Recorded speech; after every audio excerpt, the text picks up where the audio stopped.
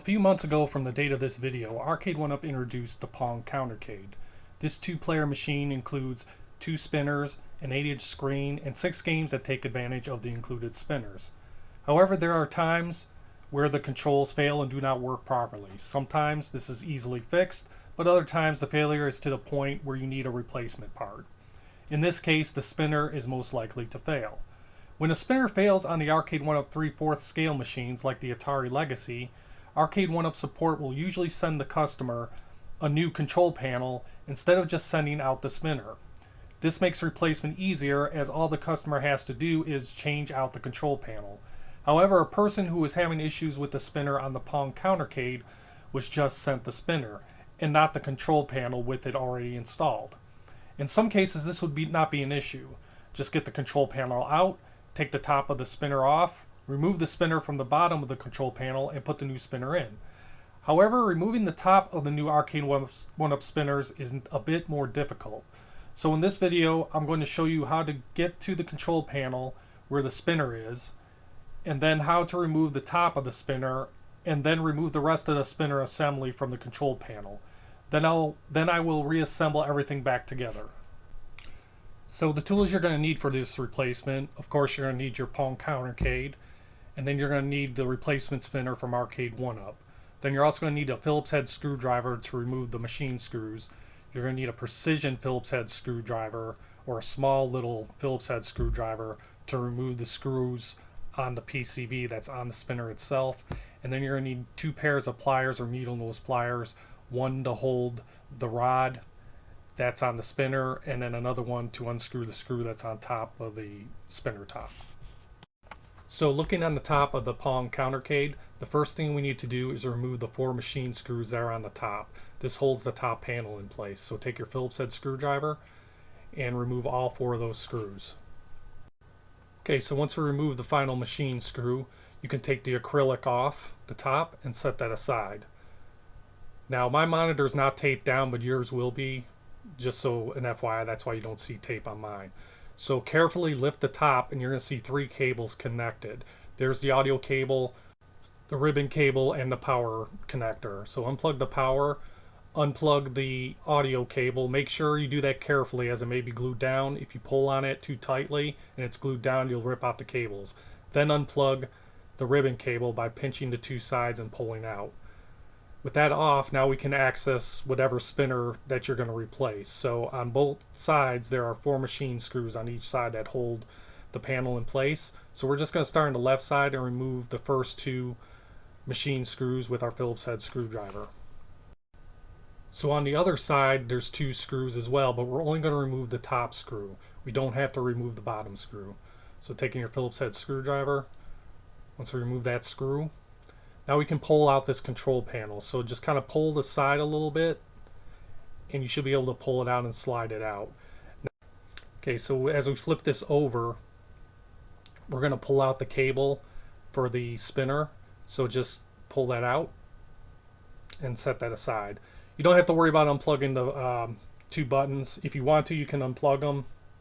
But if you do, just make sure that you know which cable plugs into which button. Also, you may want to remove the wood dowels as they'll fall out. So just take all 4 of those out and just set them to the side for right now. So now that we got the control panel out, now we have to remove the spinner. But before we can do that, we have to remove some components. So we're going to remove the circuit board for the spinner. So we're going to use our precision Phillips head screwdriver, and you may have to push down on the Phillips head screwdriver to make sure that you can unscrew the screw properly. But we're going to do that for all 4 screws and remove those so we can remove the circuit board. Once we remove the last screw, the circuit board will just come off. Now note where the connector is and where it's pointing to in relation to how you have the control panel oriented.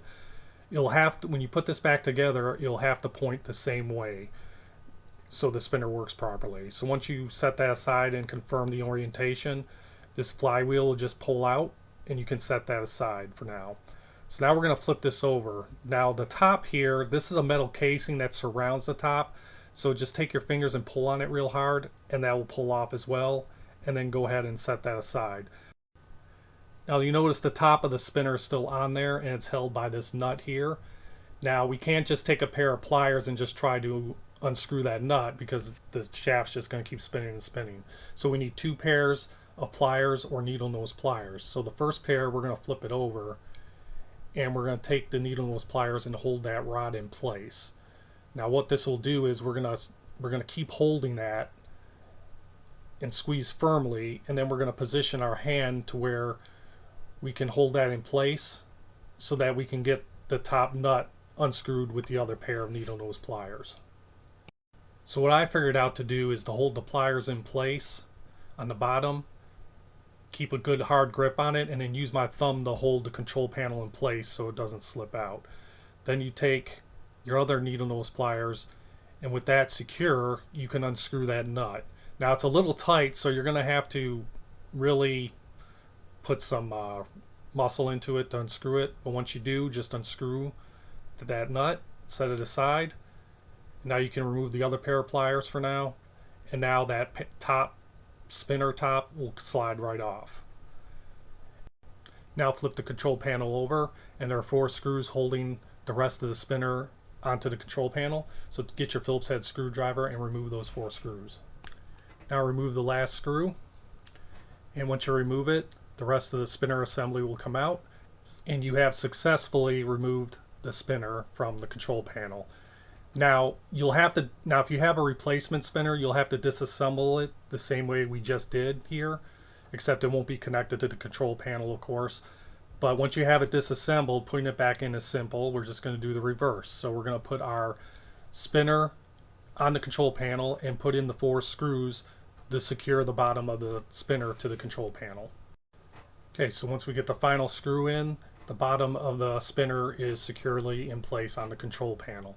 So now what we're going to do is we're going to flip it over, and we're going to replace the spinner top on here. Now you'll notice something. The top of this rod has a flat end to it, and then the rest of it is curved. So when you look at the spinner top, you'll notice the hole in there also has a flat end and a curved end. So you have to make sure to line the spinner top correctly on the rod in order for it to push in place. So as you can see, I'm trying to spin it to show you, but you see where the flat end is right there. So that's what I'm talking about.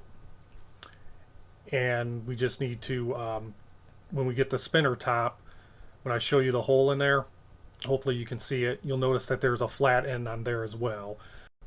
So that flat end has to line up with the flat end on the rod in order for it to push in. So once you do that, just take the top, line it up, and push down, and it will slide in.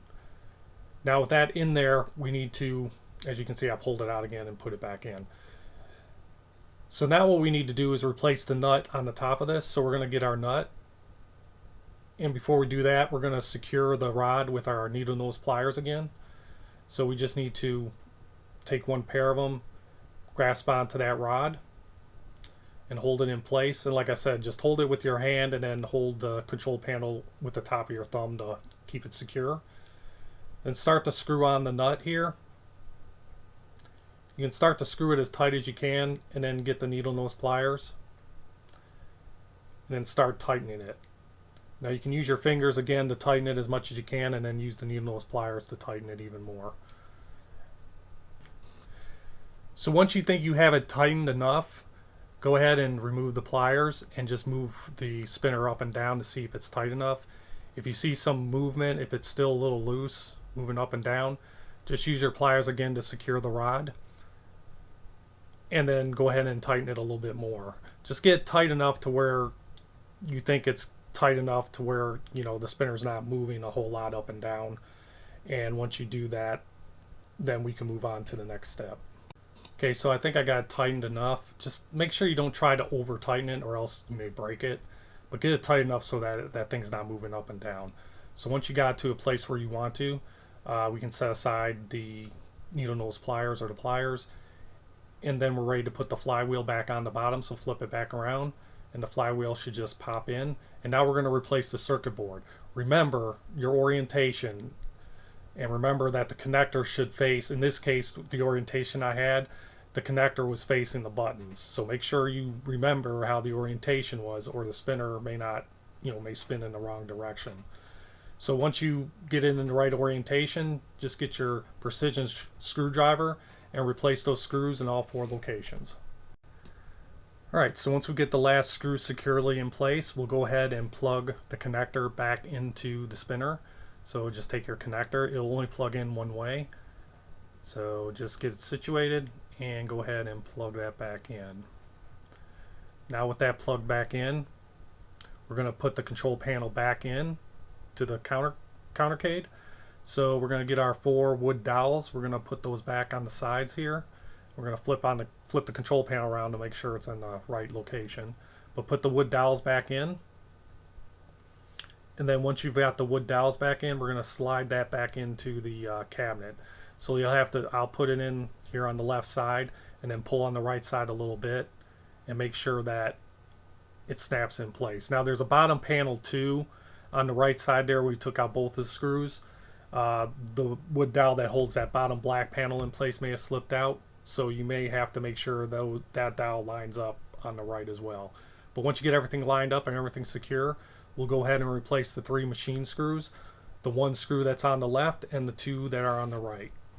Okay, so once we get that last screw in place, we'll go ahead and replace the metal or the plastic metal casing that goes on top of the spinner. So if you look here, you'll see on the top of the spinner here, you'll see there are like 4 little notches there on the inside, and then on the top itself you'll see there's 4 little notches as well. Those have to line up in order to push down the casing on there. So just line it up and then just push it down, and as you can see it's free spinning now, so everything's good there. So now the next thing we're going to do is now we're going to replace the top. So we're going to take our wood panel here. First we got to plug everything back in. So we're going to plug back in the audio cable. And again, it's in a weird location, so but it only plugs in one way. We'll plug that in. And then we'll go ahead and plug in the 12-pin ribbon cable. Now there's a lot of stuff in the way, so it's kind of hard to get to this. But once you get it lined up, it should just click in place. But it can be a little bit difficult to get it in there.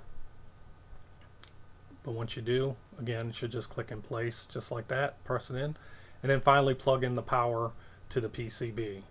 Now once you plug the power in, now we got to put this back on top. There's 2 wood dowels that are lined up for this panel, so line those up on the top of the panel. Line those 2 dowels up, and once it's lined up, it should just fall in place. Okay, so once you got the top back on, then we're going to put the acrylic back on the top. And then we're going to grab our 4 machine screws and we're going to screw those down and lock them in place. So once everything's lined up, just slip in your screws, kind of screw it down a little bit, and then slide the other ones in. And then once you have them all in place, we're going to use our Phillips head screwdriver to screw them down to the countercade. And once we screw that last screw down, then we're ready to test to make sure everything works properly. So I'm going to go ahead and turn the unit on. And then I'm also going to turn off the light so you get a better view of the picture. Make sure it comes up here. And once it comes up, I'll go into Super Breakout. That's a good game to test to make sure it does go left and right like it's supposed to. So I'm going to Super Breakout. Start it.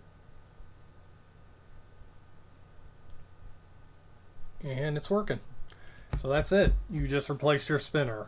Hope this video was helpful. Again, it would probably be better if Arcade1UP, if they send out replacements for spinners, is they just send you the whole control panel with the spinner already in there, like they do with the 3/4 scale machines, like the Atari Legacy when something goes out.